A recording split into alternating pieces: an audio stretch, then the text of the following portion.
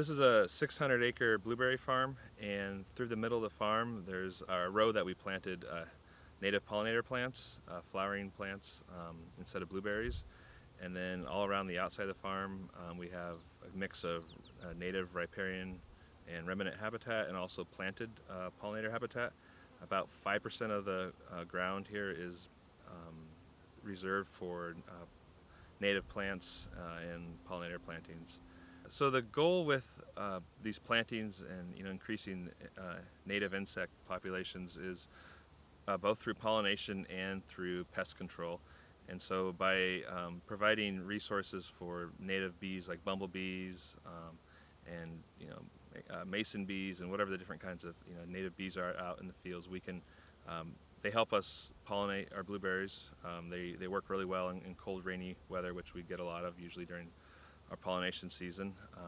Basically, these hedgerows are supporting the parasitoid wasps because the adults feed on the flowers and the nectar, and then they go out and lay eggs in the aphids. The goal with increasing the number of predaceous insects is to be able to reduce the number of pest insects such as aphids, SWD, spotted wing Drosophila, and we're able to see that where we're closer to native pollinator plants, we're seeing fewer aphids.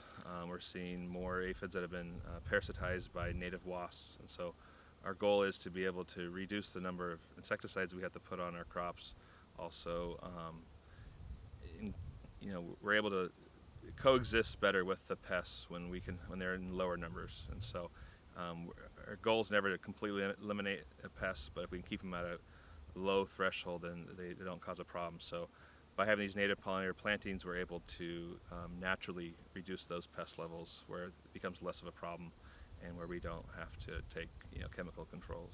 The plants that we select, they naturally do not host pests that could also be a problem for our crops. And so that's something that we've researched well to make sure that we're not going to be introducing or harboring pests that could harm our crops as well.